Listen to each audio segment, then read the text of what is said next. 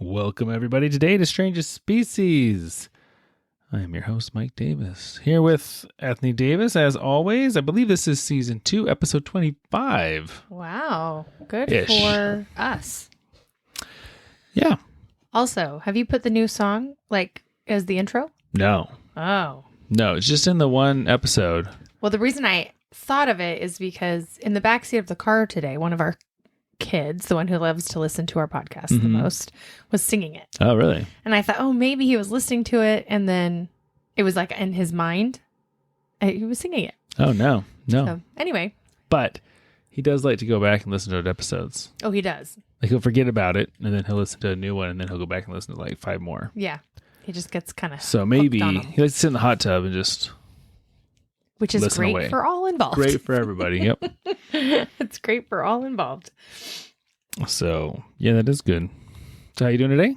Oh, wonderful. It's been a really fun weekend. It has been a weekend. We've had more rain in the last week than ever. Yeah. It's like we're on the west coast of the state, but we are not on the west coast of the state. And we never get consecutive all-day rainy days, ever. I mean, I feel like I can remember the first spring that we moved in here was the rainiest. I feel like we had 3 or 4 days of just straight rain. Our first winter was definitely our heaviest snowiest. Snow. Yeah. But honestly, I honestly don't remember that. And that was 6 years ago. This has been the rainiest consecutive rain, nonstop that I ever remember. I've been trying to, I needed to pick up 3 sheets of drywall. Oh, yeah. And I've been trying to get these. For 5 days. Yeah. It's I need it dry enough to transport them. If we had an enclosed trailer or something, but then even then unloading them and loading them. And, right. I mean, it's just, I have been a trailer. Tricky. Not it's a very enclosed, nice trailer, though. But it's not enclosed. Yeah. It's not that big. So it's been kind of a juggle to try to get that drywall, which normally wouldn't be. No, pick any day and just go and do it. But we've had a really fun weekend. We've had a family game night on Friday and a Friendsgiving yesterday, and it was really great. So nice to be invited to Friendsgiving. So, yeah, it was good. Mm-hmm. Good food. Really good food. It was really good food. Yeah, our buddy. And traditional. Yes. Which is what my heart needs. Yeah. just once a year. Yeah. Yeah. That's what it was. Yep. Yeah, he did a spatchcock smoked turkey. And it was very good. So good. It's like the smoke master. Yes. Not a grill master per se. No. Smoke master. Smoke master. Yeah. Pit master. Maybe. Who knows? I don't know. I'm not a master of any of those things. But so I was the ditto master. You were for a time. Yeah. But only once. Me too. Yeah. Only once. Played some game. Oh, yeah. Called Ditto Master. Was it called Ditto Master? No, it wasn't called Ditto Master.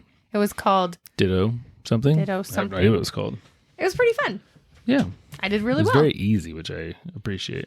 Yeah. Some of the games nowadays are so complicated to learn. That you're this is too much of a job. Yeah. No, this one was very easy and simple and fun for a bigger gathering. So.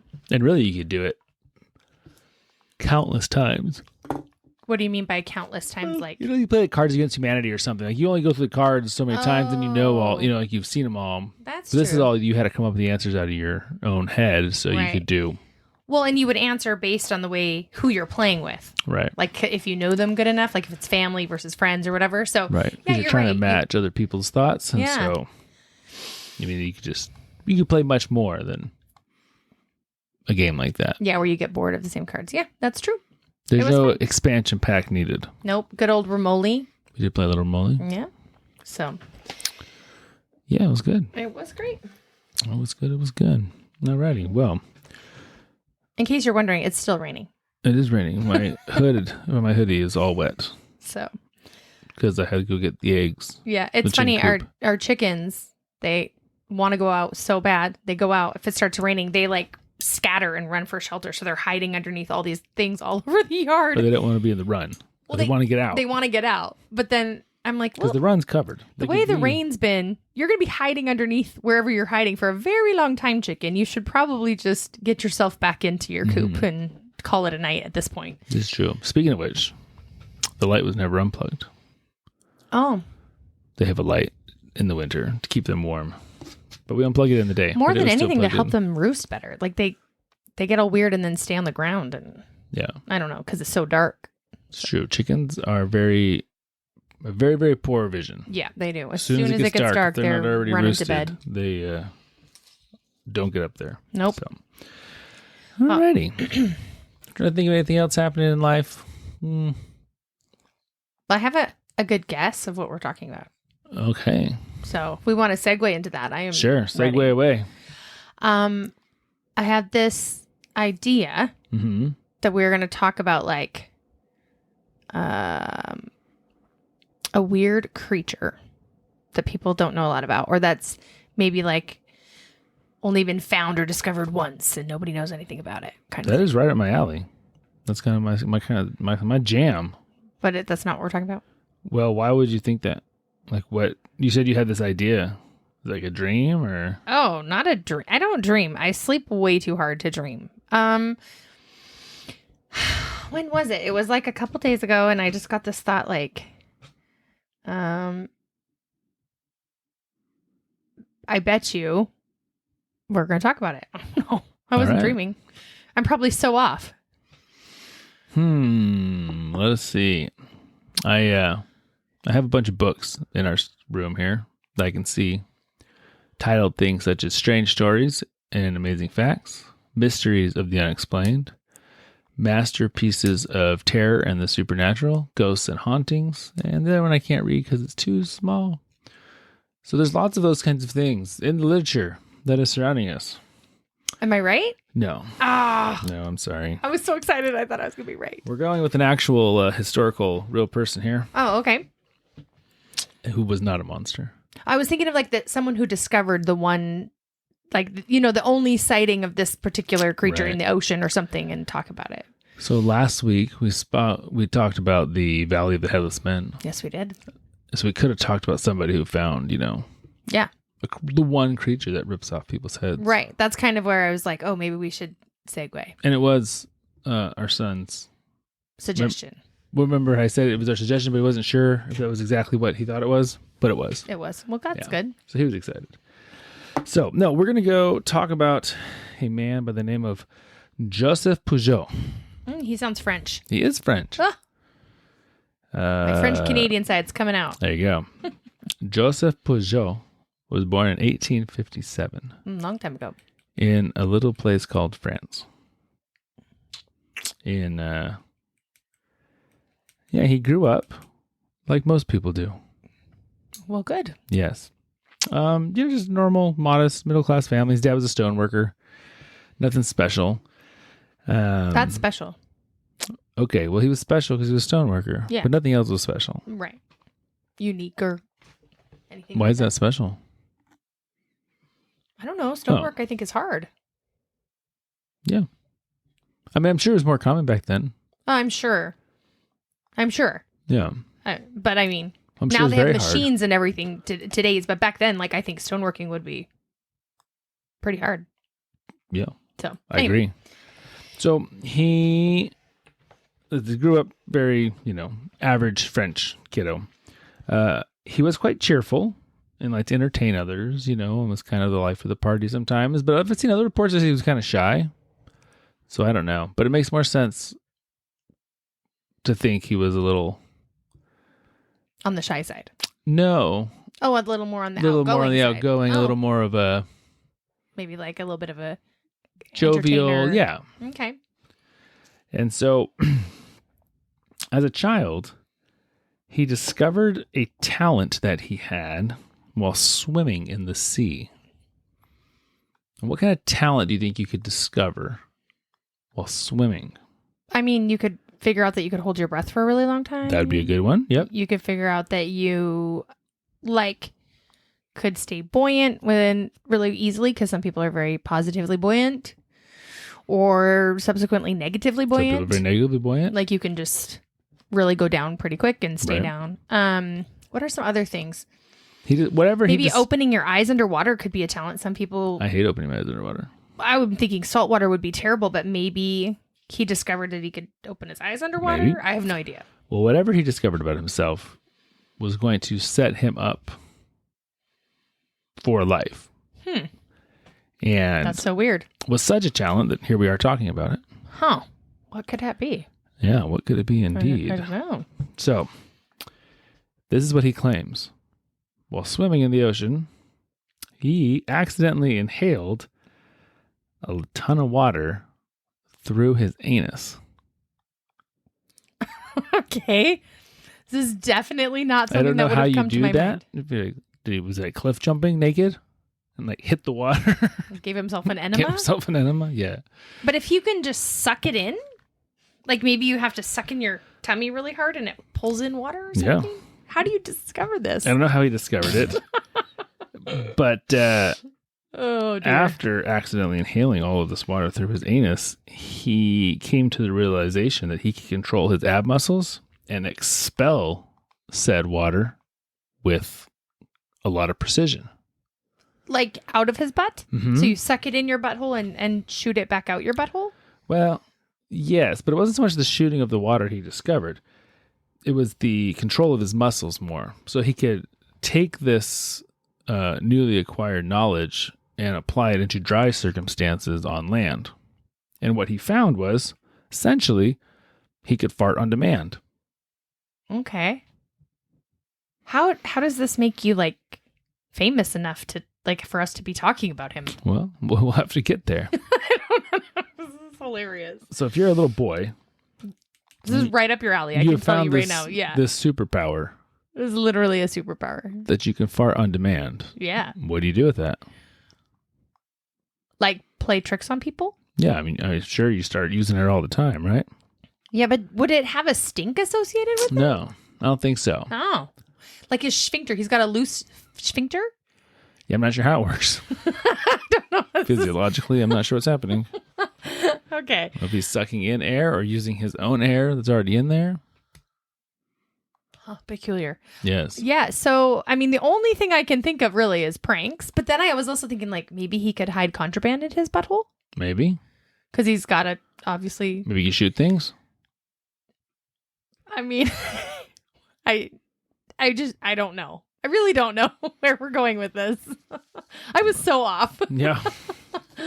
Your guesses were good. No, They were much more practical. but I mean, I saw that strange book thing. Which one? Oh, yeah. I don't know. And so I was like, oh, maybe there's like some strange humanoid discovery or something. Well, this is a pretty good discovery. Yeah, that's why I thought I'd be right. But okay, so he can fart on command, and my son was just telling me yesterday that he can burp on command, and I was like, but it's not really a real burp.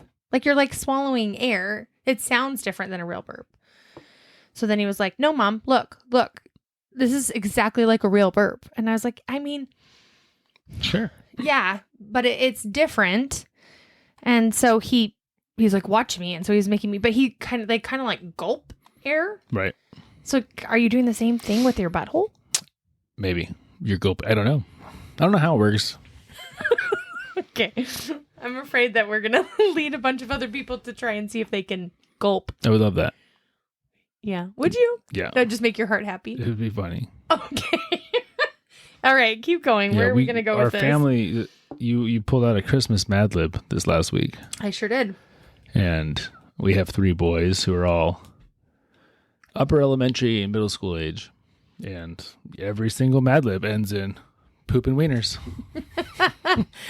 And all other Yeah. weird, toots and all the Barf things. and snot. Yeah.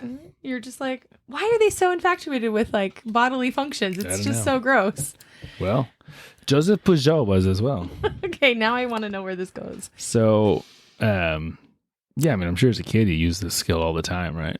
Yeah. Especially as a little boy. Yeah. But did he like fart and then blame it on his neighbor? Probably. Or like, how do you... I don't know what he did as a child. Okay. The historical record isn't very clear. Okay, well, you got to get to the good stuff here. So he actually trained as a baker as he grew up. And so he ran a bakery in Toulon, where just his natural charm attracted a lot of customers. Like he was a popular baker. He was very charismatic, but he would use his special ability to amuse patrons. So sometimes they would come into the bakery and he would mimic instruments by farting behind the counter and pretend like someone was playing said instrument behind the counter to get people to chuckle or, laugh. But did they know that it was his butt? I assume so. I assume he was known as the farting baker, or the parlor tricks that good old Joey Pujol did. This is not something that I would want to be known for. Yeah. I mean, I don't think so. Maybe the sensibilities of France in the 1800s were better. I mean, different. I really don't know. So. Oh gosh. So in 1887, at age 30. Okay. What has to be going on in your life or your career when you say to yourself, like, I need something else. Like, I'm bored. I think I'm going to take my fart talent to the next level. I think I'm going to start a show and perform for people. Well, maybe you're just needing a change. Really I think everyone goes through that where croissants. Yeah, where you're kind of, you feel like it's boring and mundane and something that you loved maybe because you do it so often and becomes a little monotonous or something. And so maybe on the side or like as an extra gig or in the evening, kind of like a comedy show, you're like, oh, maybe I could but to give up your day job, I hope you have a much better following before you do that. Yeah. I mean, I can definitely relate to good old Joey Pujol here. You've been doing the same job for so long. Eventually, you're like, I just need like a change. Just need something different. Yeah. Yeah. So he decides he wants to put on a formal show. How do you approach this? That's a good question. First thing you need is a stage name. Of course. So if you're Joseph Pujol, what do you think some good stage names would be? Oh, gosh.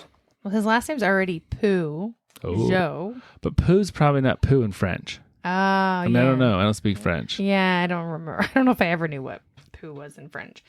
The Toot Master. The Toot Master. Mm-hmm.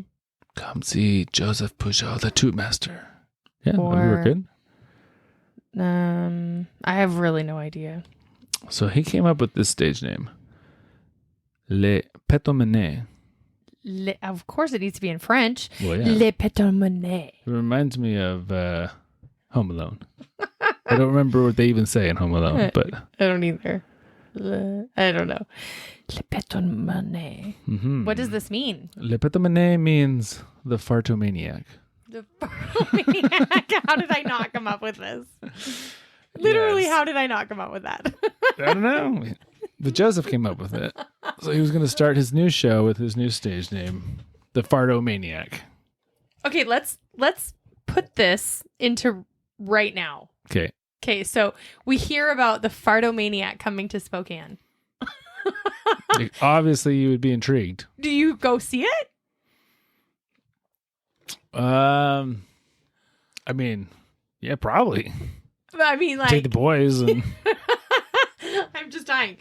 Oh. But this is, you gotta remember too, this is such a different time where there is, the amount of options you have for entertainment, Or huge. especially at home. Sure. There isn't any, right? Like back in this day, sure. But I'm just even thinking, even in this day, with all the other opportunities that there are, I mean, the you would Fartomaniac. still be kind of curious, would you not? Yeah, I think the Fartomaniac would do good on like America's Got Talent. Sure. Or in Vegas. There's probably Sure. probably a place for. That's what I'm saying is like, even nowadays, I think you would have enough curiosity Yeah. to have people at least come see you once. But you'd have to have good enough fart skills to literally make a show out of it. Yeah, that would be hard. Which but is maybe hard. for him, it's very easy. I mean, obviously, he's got this natural talent. He's got a talent. Yeah. Okay. So he comes up with the name the Fartomaniac. Le Petomane. It just rolls off your tongue really well. Oh, really well. Yeah. And he built himself as a fartist. Like an artist? Yeah.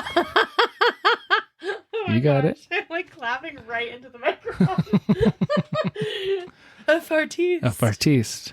And of course, in France, it's even better because, you picture this guy with a palette and this sideways beret thing, and they've got their paintbrush, and instead it could be all like farts on your palette. Yeah. It'd be a fartiste. A fartiste. Oh, I feel like this guy's got a good future. I wish he was still alive. Or a flatulist. Oh, a flatulist. Yeah. Like that's his expertise. Yes. Yes. He specializes in the like study of optometrist. flatulence. Right. Yeah, the ist part at the end. Yeah, flatulist. Exactly. Ooh, I like it. So you got your stage name. Yeah. You've got your Petomane. Yeah, you've got your title of fartiste. Yeah. So I guess my next question is, what do you do in a fart concert? It's a show. Or a fart show? Yeah. Well, what are you actually going to do? You got 30 people who signed up for your first show. I'm making that up. I don't know how many people signed up. Right. But you're standing in front of them. So you can fart for really long? Or I still don't know this guy's skills. Like, he can suck in air and control his farts, but like maybe play a song if he can sound like instruments, like you said. Maybe he could, like, I remember when I saw John Mayer, it's almost like John Mayer was having a conversation and he was saying stuff, and then he was making his guitar talk back to us. And it's like, you could tell what they were saying by the way he played his guitar. So maybe get his butt to talk back to him. So yeah, he could have like a little conversation with his butt. I mean, you could do a lot of funny things, spinning back and forth. And yeah, I mean, I don't know.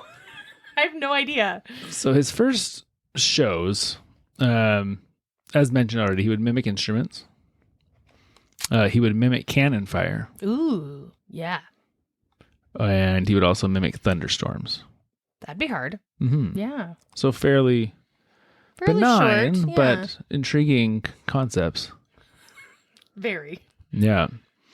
So, but as his skills grew, his audience grew, and his stage presence also grew with that.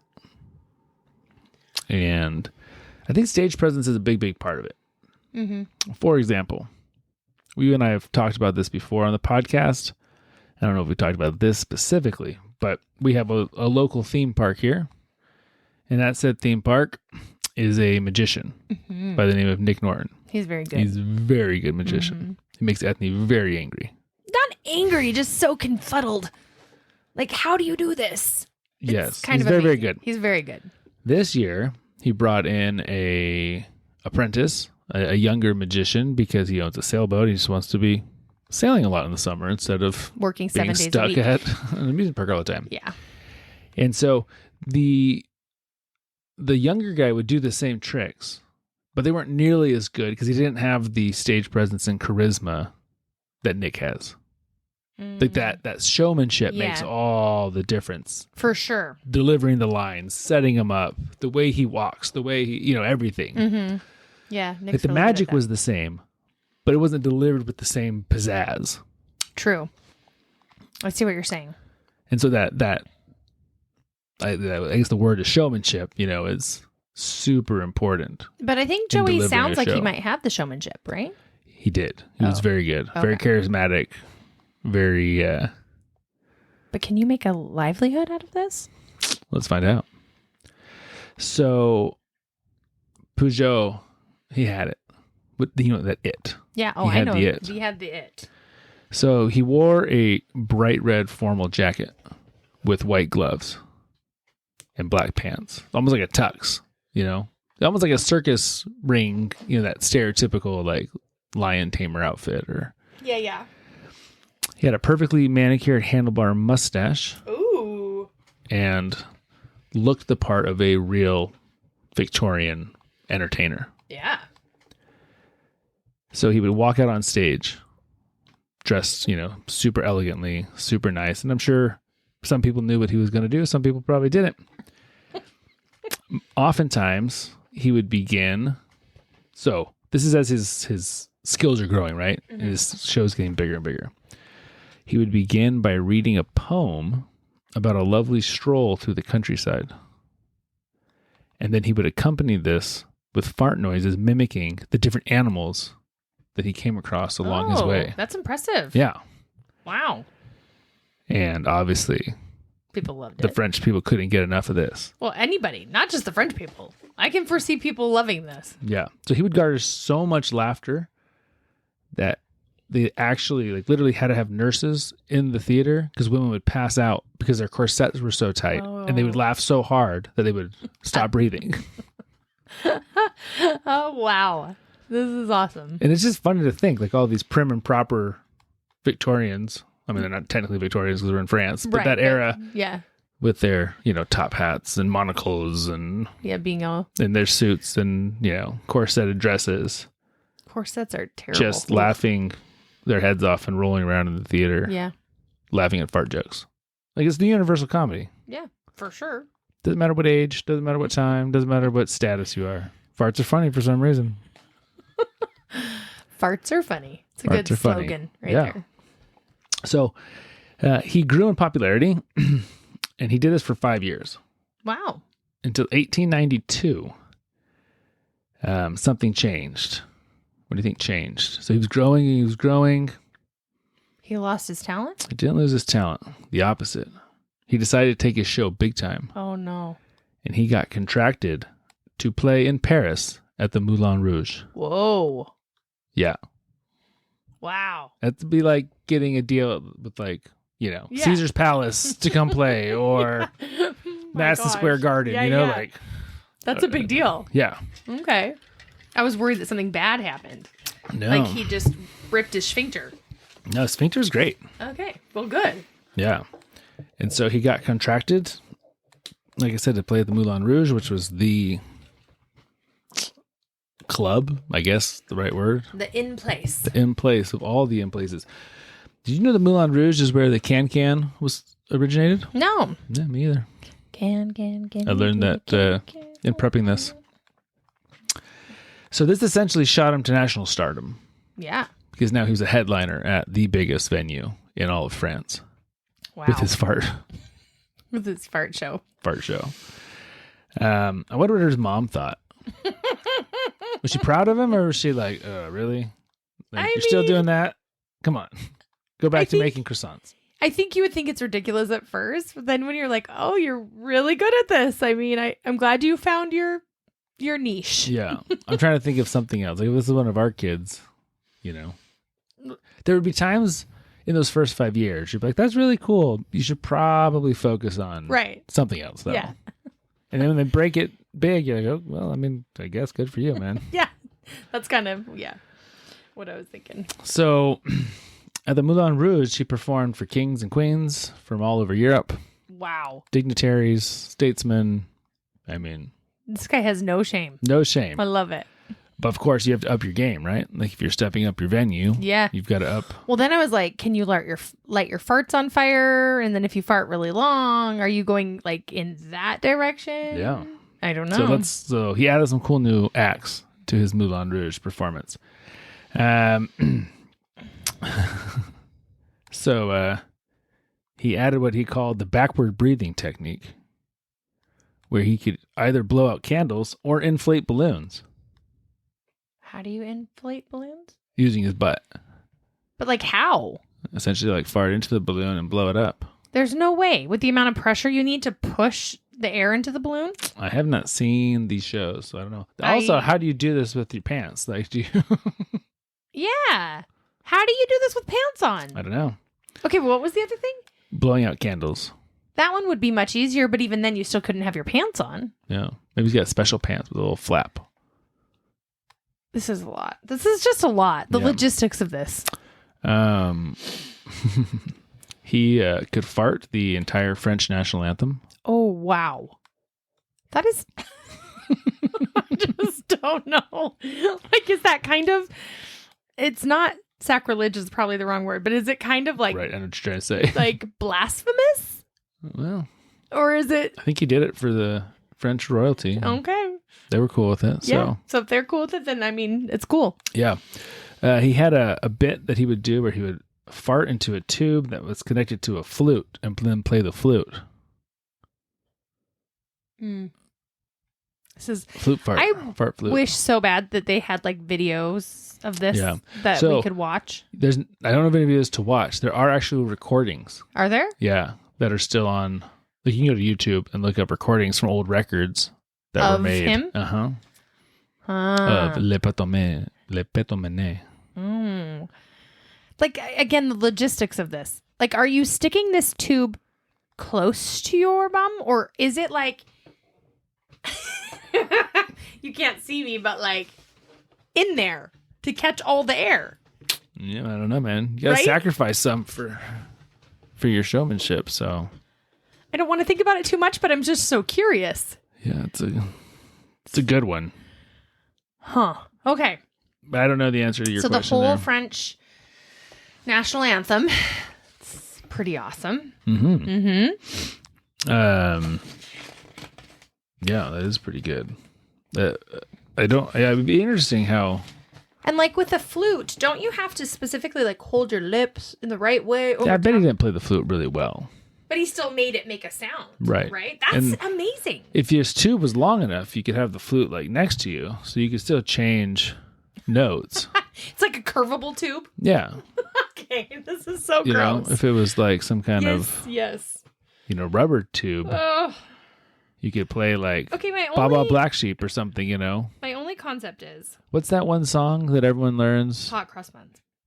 What's that? Hot cross buns, hot cross buns. We don't say those words in America. I don't know what you're singing right now. Really? Sounds like Three Blind Mice. It is. Oh, okay. I've never heard about these buns before. Oh, hot cross buns. It's the same tune as... No, Friar Shaka, that one. Frere Yeah. Frere Jacques, dormez-vous. Do people know that song? Dormez-vous. I'm singing it. Right. But do I only know that because I went to school in Canada as a kindergartner? Oh, I think you only know that or is song that a because song people know? Like in the States? You'd have to ask other fellow Americans. I know that because I grew up in Canada, but I can't say one way or the other for anyone else. So we spent like 2 years in Canada. My dad was stationed and worked up with their government. So I started school in Canada.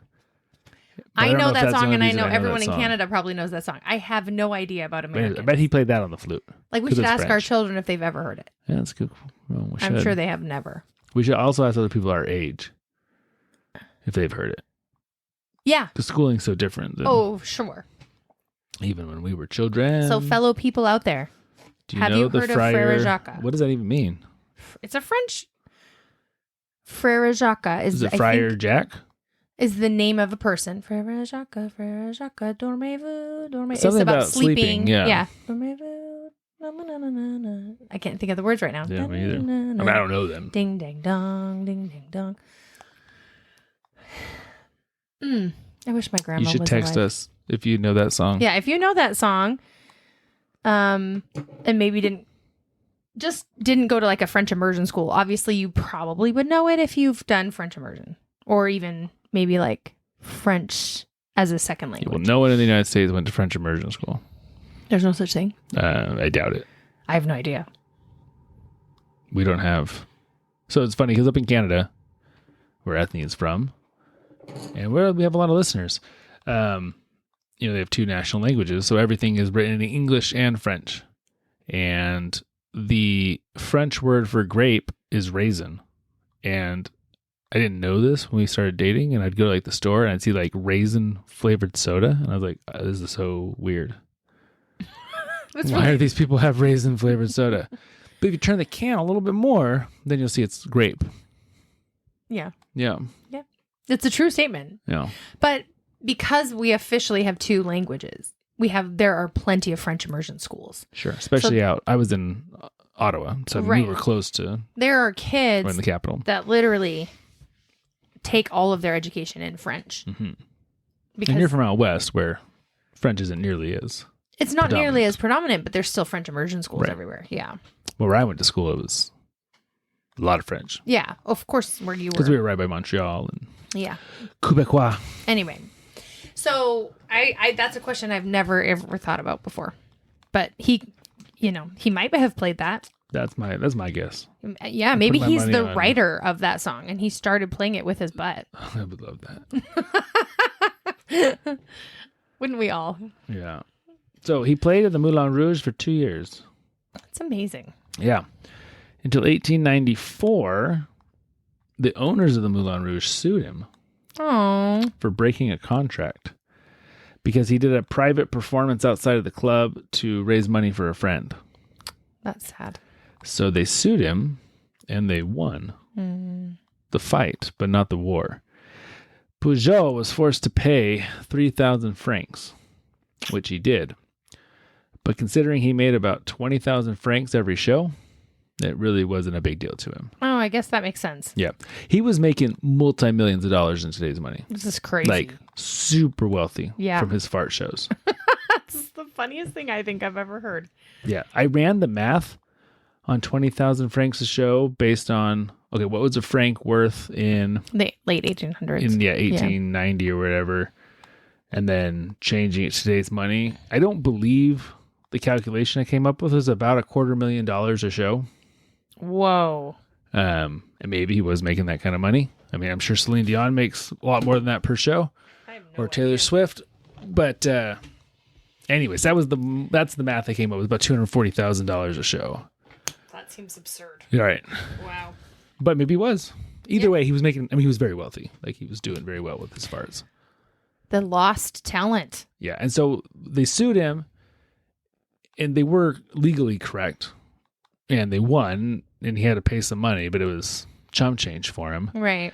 But he ultimately won because after that, he said, peace out.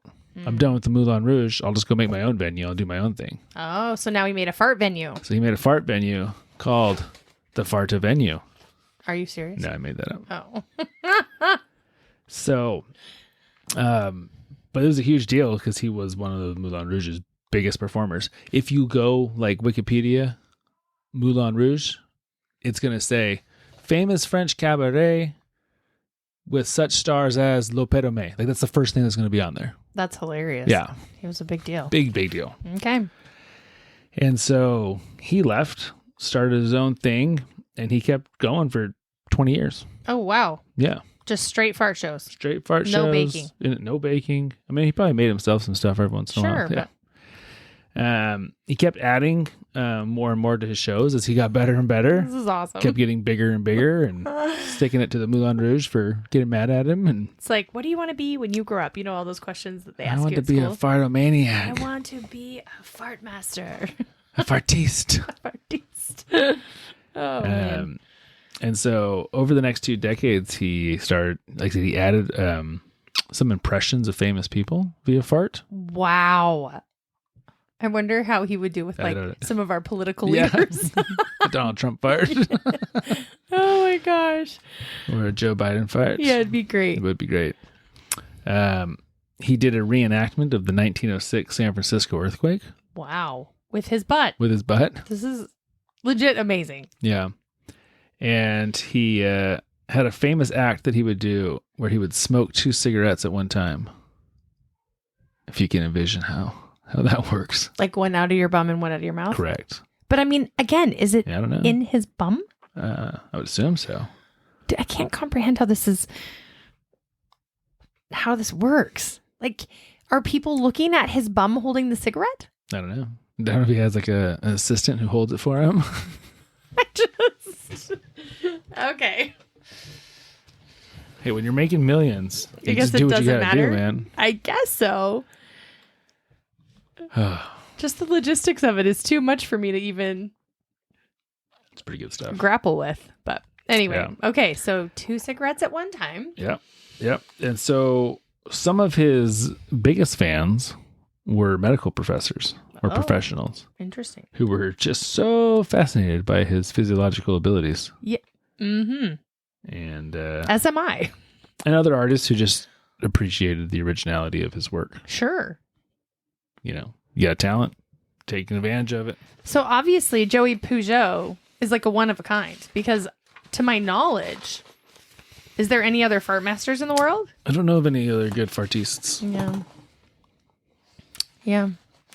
Maybe it's a new dying future. art. Yeah, it's a dying art. It's a one-hit wonder art. Yeah. Is really what it is.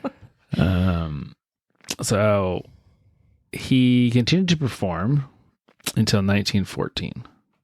And that was the outbreak of World War One. Mm-hmm. And with the outbreak of World War One and all the war efforts, most clubs and stuff, Everything died down. yeah, just closed. Kind of like COVID. It just things stopped. Entertainment stopped. Well, of those kind of course, things stopped. because there's more important things Right. in war times And than so, entertainment, which is too bad. So he retired from Farting. And went back to his bakery and Had a good life. lived another 40 years Wow. running his bakery. Well, Not going back into showbiz, just making croissants again. and maybe farting for the customers. Probably. I'm sure he did some, birthday parties.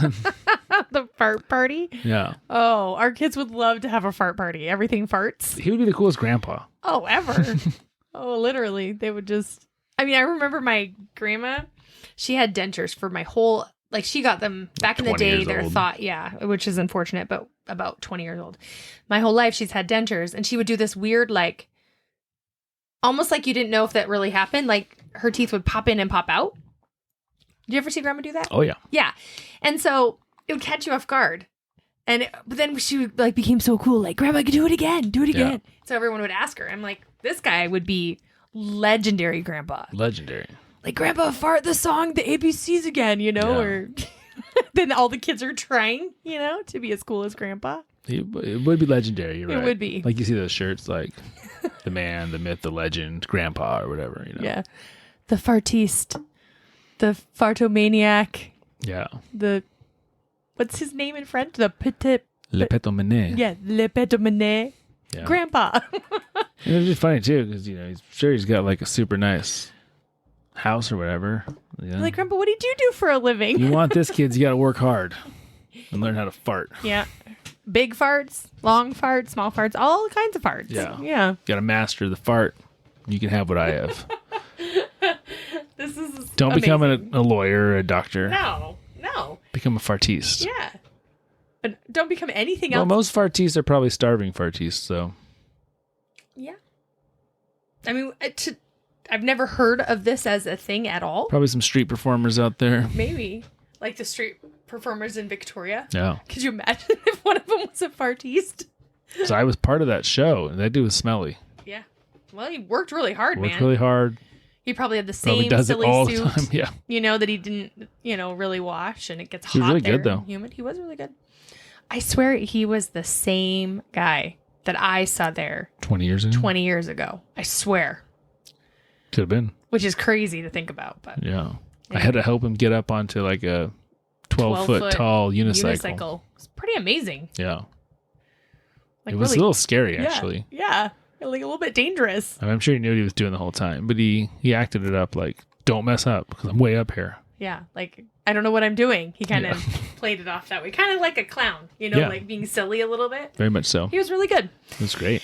Anyway, well, maybe if it is a fartiste street performer out there that makes a good living. I hope so. Yeah. So he lived till 1945. Yeah. Died at 88 years old. Oh, wow. Nice, quiet. Just in time for a Second World War. But just ending the Second World War. Yeah. Well. But the end of his life was... France was probably not the greatest place to be an old guy. After he died, a group of doctors asked his family if they could examine his organs. Oh, yeah. And did they find anything? They didn't let them. They were like, it's just better just to let some things be. Oh. Yeah, But I wonder how I would curious. feel if it was like my dad, and they asked. But I'm such a curious person. I think I would have been like, Heck yeah. actually, I've been wondering this my whole life. Sure, Do I have this secret ability? I don't know if I'd care about my secret ability. It's more so, how did he... I mean, how is his body made so different? Or do all of us have this capability? We just don't know it. Like, It's a capability you can hone, too. Yeah. Yeah. Like, for example, I'm a dentist. I'm pretty dang good at dentistry. I've been doing it for 15 years. I was not at all when I started. There were some things that were really, really hard. Now they're super duper easy because you've done them so many thousands of times, right? For some people, it was very easy from day one, And then some people don't want to be doing it at all. Right. And I wonder if this is the same kind of thing. It's like, you could train your body to do it. Yeah, to like discover that you could do it or practice somehow. I doubt it. I feel like someone else would have discovered it. I feel like there is some sort of anatomical loophole that this man had.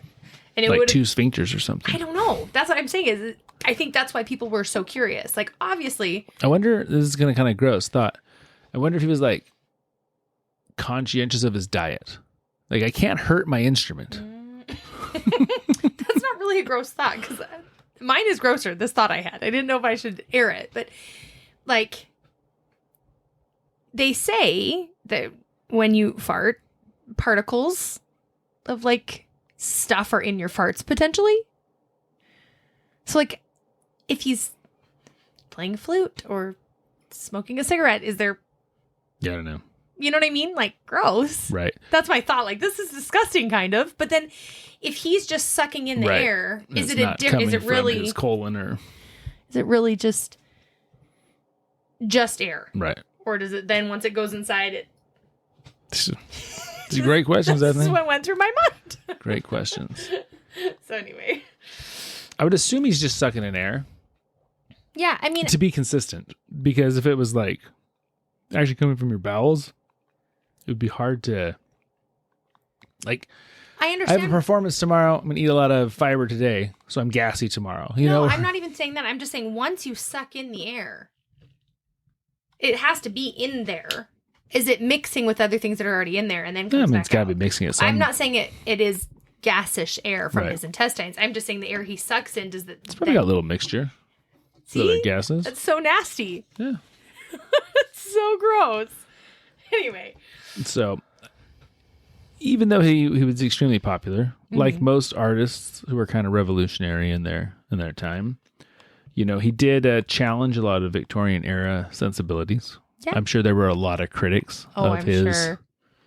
I think for that disgusting, kind of you know, debasing. profession, if you want to call it that, he probably took a lot of flack. Yeah, I'm Like sure there a were lots lot. of news articles, columns written about You'd have to how have tough terrible skin. he was.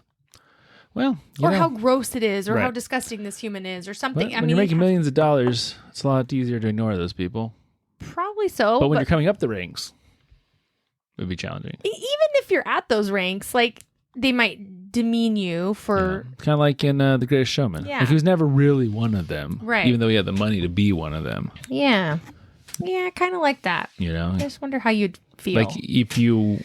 It's okay. So you're high-class Paris money now. But do people... If you go into a restaurant, does everyone kind of shun you? Or they're like, it's Fartmaster. Come on over here. I I'll buy you a think drink. You know? you'd get a lot of both.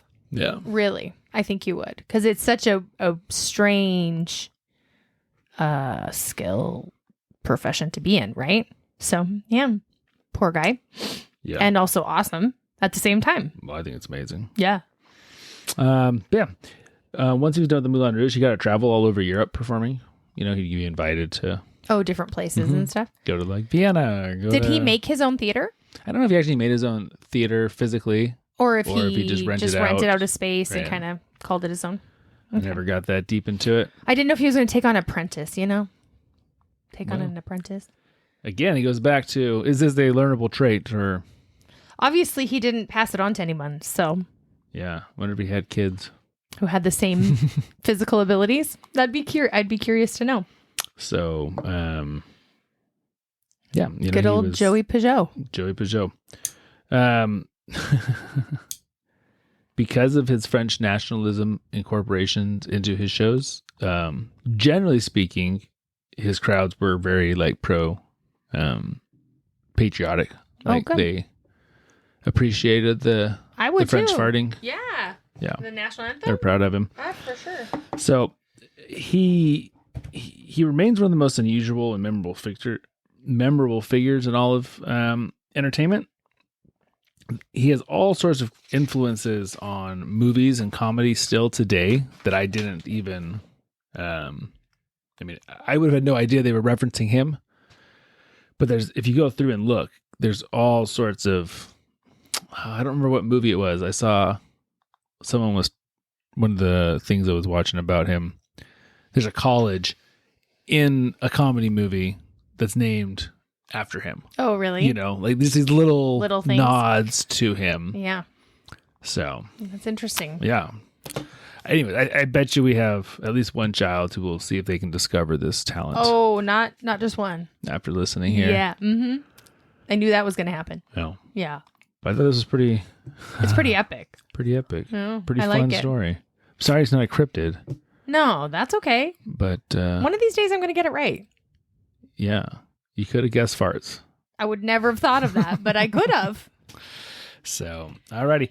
Everybody have a wonderful Thanksgiving. For these next couple of weeks, I think our schedule will be fine. I do think we're going to take a couple weeks off around Christmas. Mm-hmm. So if we go dark for a week or two, and I'll let you know exactly as we get closer. But I do think around Probably the holiday, week of normally Christmas and the week of New Year's. we will record 3 or 4 episodes in a row and just release them, on the appropriate days.